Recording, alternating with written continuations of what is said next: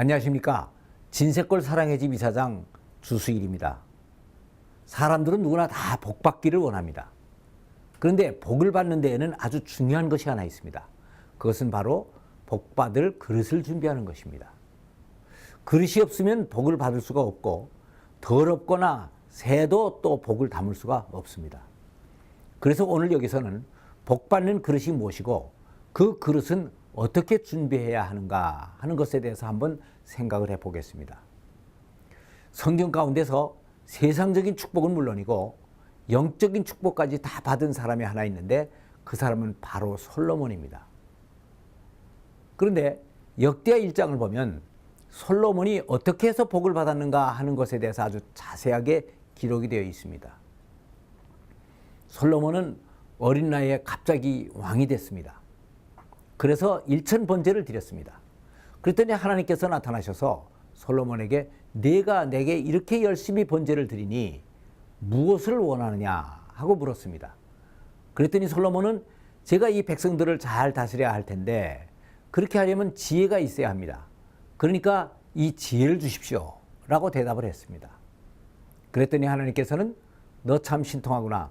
내가 내 부귀영화나 원수의 생명을 구하지 않고 내가 내게 맡긴 내 백성을 잘 다스리겠다고 지혜를 달라고 하니 내가 구하는 지혜는 물론 주겠거니와 내가 미처 구하지 못한 부귀영화까지도 내게 덧입혀 주겠다 라고 말씀을 하셨습니다. 그래서 솔로몬은 수천 년의 역사 가운데 부귀영화를 가장 많이 누린 왕으로 기록이 되었습니다. 그래서 저는 여기서 복을 받는 비결에 대해서 확실하게 알게 됐습니다. 그것은 바로 마태복음 6장 33절에 있는 너희는 먼저 그 나라와 그의 의를 구하라. 그리하면 이 모든 것을 너에게 더하시리라 라고 하는 말씀에서 가르쳐 주는 것인데 인생의 목표를 확실하게 세우는 것입니다. 인간들의 입장에서 보면 부귀영화나 세상적인 출세가 무엇보다도 중요합니다. 그러나 이런 것들은 잠깐 보류하고 그 나라와 그 의를 먼저 구하는 인생의 목표를 확실하게 세우면 하나님께서는 이 목표를 이루게 하시기 위해서라도 이 모든 것을 다 더해 주시니까 이것이 바로 복을 받는 비결이 되고 또 복을 받는 그릇이 되는 것입니다. 그래서 저는 여기에 대해서 약간의 간증이 있기에 잠깐 말씀을 드리고자 합니다.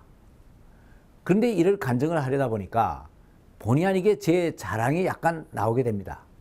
그러나 이것은 하나님의 섭리를 증언하기 위해서 하는 부득이한 자랑이라고 생각을 하시고 애교로 봐주시기 바랍니다. 저는 사람들로부터 가끔 복을 참 많이 받았다는 얘기를 많이 듣습니다.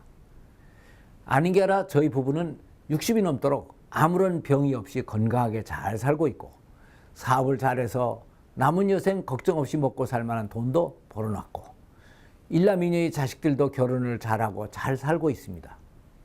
이렇게 세상적으로 복을 많이 받았는데 그것으로 끝나지 않고 또 신앙적으로도 구원을 받고 장로가 되어서 한 교회를 섬기면서 또 가정사역자로서 하나님의 사역을 잘 감당하고 있으니까 저 자신이 이 세상에서는 더 이상 바랄 것이 없습니다. 그래서 제가 이렇게 된 과정을 자세히 돌이켜보면 이것은 전적으로 다 하나님의 은혜였다는 것을 고백하지 않을 수가 없습니다. 그런데 하나님께서는 이런 은혜를 주실 때 주먹국으로 그냥 주시지를 않고 저에게 그 준비를 철저하게 시키시고 아주 구체적인 과정을 통해서 주셨습니다. 저는 고등학교를 입학하고 처음 교회를 나가게 됐습니다. 그리고 3년 동안 열심히 교회를 다녔고 졸업 후에는 다행히 제가 원하던 서울대학교 공과대학에 입학을 하고 처음 여름 방학을 맞이하게 됐습니다. 그러니까 그때는 저도 그랬지만 대부분의 친구들이 그동안 대학 입시 때문에 놀지 못했던 것들을 보상이나 받으려는 듯이 산이나 바다로 놀러 가는데 정신이 없었습니다. 물론 저도 놀러 가고 싶은 생각이 굴뚝 같았습니다. 그러나 저는 이제 나는 대학생이 됐고 대학에서 최고의 학문을 배울 텐데 그렇다면 이 학문을 어디에다가 어떻게 쓰면서 살고 인생을 또 무엇을 위해 살 것인가 하는 것을 확실히 해둬야겠다 하는 생각이 들었습니다. 그동안 신앙에 대해서 목사님의 설교를 많이 들었습니다. 그런데 그것은 다 성경에서 나온 얘기들이었습니다. 그래서 이제는 목사님의 말씀이 아니고 이제 내 자신이 성경을 직접 처음부터 끝까지 읽어보고 인생의 목표를 확실히 정해둬야겠다라고 하는 생각을 하게 됐습니다. 그래서 처음으로 신구약이 다 들어있는 두꺼운 성경책을 한 권 샀습니다. 그리고 작은 텐트 하나를 사가지고 마음에 맞는 친구들과 함께 목사님을 따라 삼각산에 들어갔습니다. 그때만 해도 삼각산은 깊은 산이어서 캠핑이 가능했고 제가 다니던 교회 목사님은 매년 여름방학 때만 되면 한 달 동안 혼자 산기도를 다니셨습니다. 그래서 저는 목사님을 따라가서 방해가 되지 않도록 좀 떨어진 곳에다가 A텐트를 치고 성경을 창세기부터 끝까지 다 읽어 내려갔습니다. 그래서 밥을 해먹고 성경만을 읽었는데 창세기에서 계시록까지 다 읽는데 꼬박 2주가 걸렸습니다. 정독을 하지 않고 쭉 그냥 읽어만 내려갔기 때문에 다 읽고 난 후에도 뭐가 뭔지 남는 것은 하나도 없었습니다. 그런데 그때 그 긴 성경 말씀 가운데서 제 머릿속에 남은 말씀이 꼭 하나가 있었습니다. 그것은 바로 전도서 12장 13절에 일의 결국을 다 들었으니 하나님을 경외하고 그 명령을 지킬지어다. 이것이 사람의 본분이니라 하는 말씀과 마태복음 6장 33절에 너희는 먼저 그 나라와 그 의를 구하라. 그리하면 이 모든 것을 너에게 더하시리라 라고 하는 말씀이었습니다.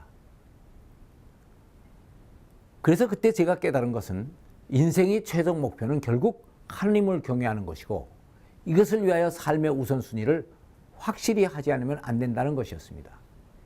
이것은 지금 제가 생각을 해봐도 아주 신기한 일이었습니다.